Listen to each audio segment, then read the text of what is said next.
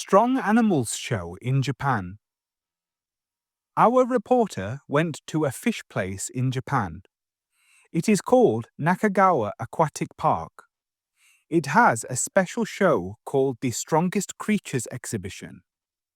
The building is very nice. It has a big glass roof. There are water gardens outside. There is art inside the building. There is a big wooden fish. Even the ticket has fish art.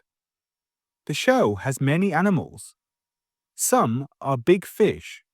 Some are colorful fish. Some live in rivers in Japan. There are also frogs, lizards, a parrot, a sloth, and a capybara. There is a whale skeleton.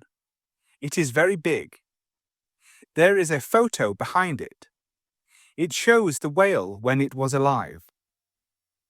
There are also tiny animals called tardigrades.